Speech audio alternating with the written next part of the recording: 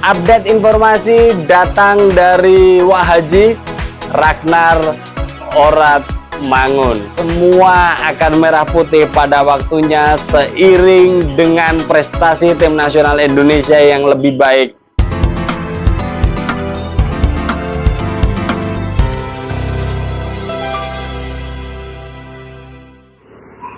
Semua akan merah putih pada waktunya. Mungkin kalimat ini yang pantas kita sematkan untuk menemani perjalanan tim nasional Indonesia dalam upayanya berbicara banyak di level Asia dan tentu saja mencoba menembus level dunia.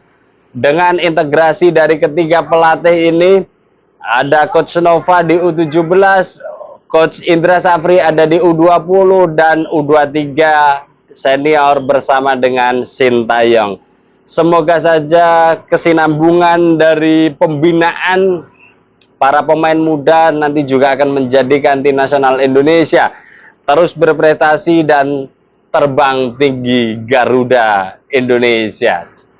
Update informasi datang dari Wak Haji Ragnar Oratmangun.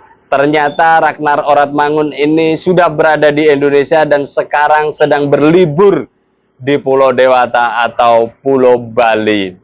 Merasakan nikmatnya udara segar, merasakan pulang kampung lebih lama, dan tentu saja ini menjadi bagian dari rileks sejenak sebelum nantinya tanggal 27 Mei berkumpul bersama para pemain tim nasional Indonesia yang lain untuk melakukan TC, uji coba, dan puncaknya berhadapan dengan Irak dan Filipina nantinya.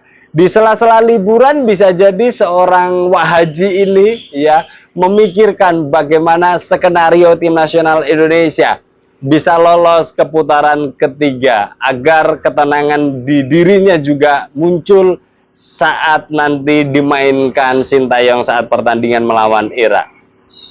Berbicara tentang skenario kelolosan tim nasional Indonesia, harusnya hari ini tim nasional Indonesia full senyum menghadapi pertandingan Indonesia melawan Irak. Kenapa? Karena dari sisi klasemen sementara tim nasional Indonesia sangat diuntungkan banyak hal. Yang pertama, jika tim nasional Indonesia mampu memetik kemenangan 2 kali, maka kita dipastikan tim nasional Indonesia lolos. Jika hanya menang 1 kali, baik antara Irak atau Filipina, maka tim nasional Indonesia juga masih lolos. Ketika Indonesia seri pun 2 kali, tim nasional Indonesia juga masih lolos. Atau hal terburuk terjadi misalkan Indonesia kalah 2 kali, ini pun masih lolos dengan catatan Vietnam tidak mampu memenangkan 2 kali pertandingan. Karena untuk memenangkan 2 kali pertandingan saya pikir juga berat. Salah satu pertandingan Vietnam akan menghadapi Irak di kandang Irak, dan ini tantangan terbesarnya. Jadi melihat situasi seperti ini, semoga saja pemain tim nasional Indonesia bisa full senyum dan memastikan berupaya berkontribusi menjadikan tim nasional Indonesia bisa memenangkan pertandingan melawan Irak. Kemenangan tim nasional Indonesia melawan Irak tidak hanya memastikan tim nasional Indonesia bisa lolos ke babak ketiga, akan tetapi ini juga akan menaikkan derajat tim nasional Indonesia terutama di mata para pemain keturunan. Karena kalau kita bisa melihat banyak sekali pemain keturunan terutama di kelompok umur yang menyematkan di akun Instagramnya itu 2 negara Belanda dan negara Indonesia. Artinya potensi para pemain ini untuk bisa bergabung di tim nasional Indonesia sangat besar.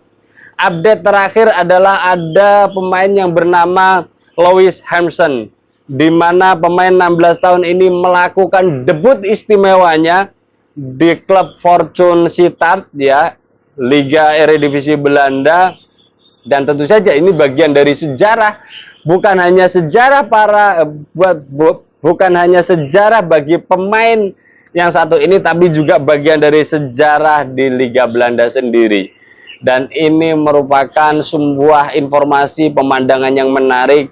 Dan tentu saja jika disematkan ada negara Indonesianya, peluang untuk bisa tampil bersama tim nasional Indonesia akan jauh lebih besar, dan ini bagian dari hal yang harus ditindaklanjuti PSSI. Di samping itu juga Indra Safri di U20 juga sedang mengincar 7-10 pemain keturunan untuk dicoba di Toulon Cup ya. Kalau ada yang tanya apakah secara regulasi memungkinkan, saya katakan memungkinkan, tapi dengan catatan. Pemain yang di bawah U21 di dalam aturan FIFA boleh dimainkan pertandingan internasional tidak lebih dari 3 kali. Artinya, jika Indra Safri ingin mencoba, maka cukup 1 pertandingan saja. Ya, dari para pemain keturunan ini yang tentu saja belum menjadi WNI. Jika misalkan nanti dirasa layak, baru proses naturalisasi, pembuatan KTP, WNI dan sebagainya ditindaklanjuti secepatnya. Akan tetapi saya berpikir gini, talent pool tim nasional Indonesia dari segala kelompok umur butuh 150 pemain. Artinya yang pasti pemain-pemain yang berbicara banyak di Eredivisie, meskipun masih kelompok umur, tentu saja kualitasnya di atas rata-rata. Dan jika merah putihnya ada di dalam dada, tidak ada masalah untuk ditindaklanjuti menjadi WNI, karena ya proses mereka masih panjang. Jadi ada peluang-peluang kedepannya untuk bisa memperkuat tim nasional Indonesia dan membuat prestasi Indonesia berkesinambungan. Di samping itu juga bagi para pemain senior ini menarik. Jadi para pemain senior keturunan yang masih ragu ya untuk bisa membela merah putih karena memang potensi tampil di Piala Dunia kecil, tim nasional Indonesia hari ini akan membuktikan lolos ke putaran ketiga bukanlah sesuatu yang sulit. Dan jika itu terjadi, bisa jadi pemain-pemain keturunan yang hebat akan mau bersedia berseragam tim nasional Indonesia. Kalau kita melihat lagi, hal yang menarik terupdate adalah Tijani Reinders dan Ian Madsen ya sudah dipastikan berseragam tim nasional Belanda dan dipanggil di Euro 24 ya, di Euro 2024, dan ya ini pilihan yang harus kita hormati. Tentu saja kita juga harus berkaca diri level tim nasional Indonesia dan daya tarik tim nasional Indonesia hari ini berada di mana. Itu yang kita grade A-nya kita ya harus mawas diri juga gitu. Dan ya makanya pertandingan antara Indonesia melawan Irak ini sangat penting untuk bisa membuktikan bagi para pemain keturunan yang belum menjadi WNI akan menjadi pertimbangan tersendiri di kemudian hari. Dan semoga saja Indonesia melawan Irak diberikan kemenangan, dan pemain-pemain keturunan yang masih ragu untuk membela merah putih, tentu saja semua akan merah putih pada waktunya seiring dengan prestasi tim nasional Indonesia yang lebih baik, lebih baik, lebih baik. Dan jangan dilupakan, prestasi Indonesia yang lebih baik tidak datang begitu saja, akan tetapi diperoleh melalui kerja keras oleh semua stakeholder. Pak Erick Thohir sebagai Ketua Umum PSSI yang hebat, terus kemudian Sintayong pelatih yang hebat,